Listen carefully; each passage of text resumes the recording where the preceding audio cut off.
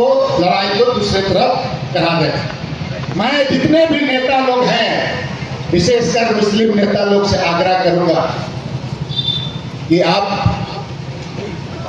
Sachar committee का मामला हुआ, आप कभी भी अपने कौम के लिए पूरे एक साथ सच्चर कमेटी को भी हमने सही तरीके से उसको लागू करने के लिए दबाव कभी बनाया ही नहीं। आप एक साथ नहीं हुए, सब लोग अलग अलग तरीके से करने का काम किया। इसलिए इस बार आपको एक मसाइल, ये जो इस मसाइल पर आपको मिसाल कायम करना होगा कि इस देश के मुसलमान, उनके बाप दादा पुरखा लोग इस देश के लिए खून दिया है, कुर्बानी दिया है, और इस देश के मुसलमानों का उतना ही हक बनता है जितने देश के तमाम लोग यहाँ पर रहते हैं, कोई भी जाति समुदाय रहता है उसका। इसलिए इस ताकत में आपको एकजुट होना होगा इस बार, और जहां जहां आपके रहनुमा लोग जहां जहां कार्यक्रम करेंगे आप शरीक हो। लेकिन मेरा एक यही आपसे आग्रह होगा, जज्बाती में कोई चीज को हुरा हुरी मत करना, बता दें, क्योंकि आपके पास इतनी बड़ी ताकत है, और ये ताकत चाहे राज्य की हो, देश की हो, किसी भी सरकार को आप उसको आप झुका देने का ताकत आप रखते हैं। कह सकते हैं कि आप में अनुशासित तरीके से आप कुछ बात को और लीडरों की बात को आप समझे। ये जो लड़ाई कोई लीडर बनने का नहीं है।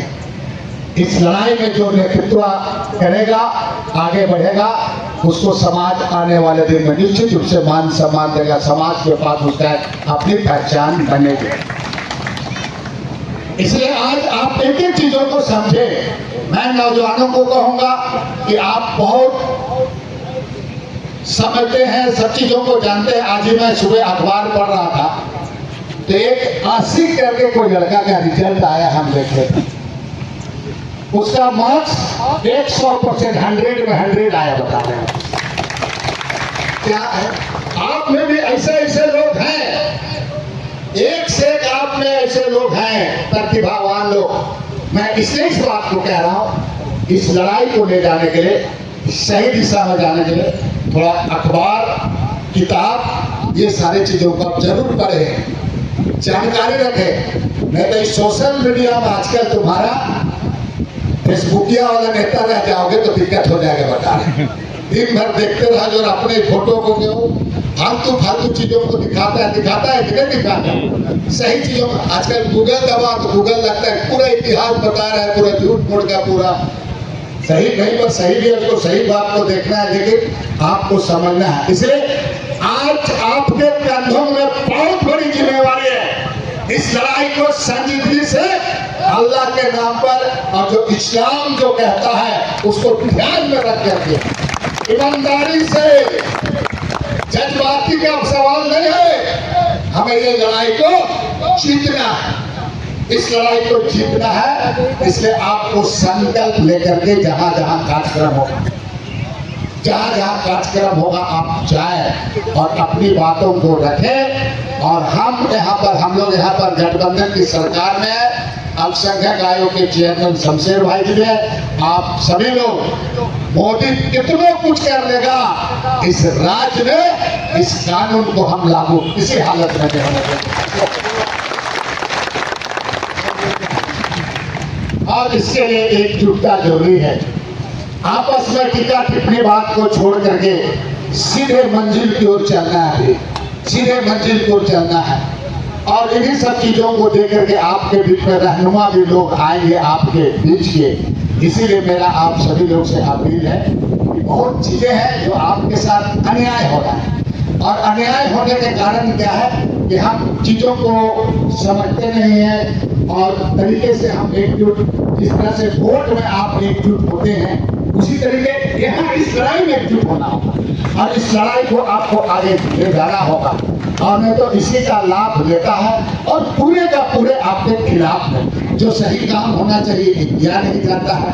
लेकिन इस बार बता देना है कि चाहे केंद्र सरकार हो या राज्य सरकार हो, मुसलमानों को नजरअंदाज करके इस मुल्क का या तो इस सूबे का शासन नहीं कर सकते। इस बात को बहुत सारी चीजें हैं, उर्दू शिक्षकों का मसला हो, चाहे आपका सचल कमेटी का मसला हो, ये तमाम चीजें हैं और ये तमाम बातें हैं। और अब तो बहुत ज्यादा हो चुका, जो कानून में संशोधन लाया है उस कानून में सुप्रीम कोर्ट का क्या रूप होगा आप देख रहे हैं। ऐसे ऐसे इसका मानसिक दिवालियापन कहा जाएगा। निशिकांत दुबे का भाषण आ रहा है, इस तरह का भाषण, जिस तरह से बात बोल रहे हैं, मैं तो कहूंगा इस मंच से कि सुप्रीम कोर्ट संज्ञान लीजिए, गिरफ्तार कीजिए उसे। न्यायालय पर आप टिप्पणी कर रहे हैं, चाहे निचला न्यायालय हो, ऊपरी न्यायालय हो, सुप्रीम कोर्ट पर आप टिप्पणी करके क्या दिखाना चाहते हैं आप? इसलिए ऐसे ऐसे पागलपन, इससे पहले भी उन्होंने भाषण दिया था कि दुमका को अलग राज्य बनवाने को।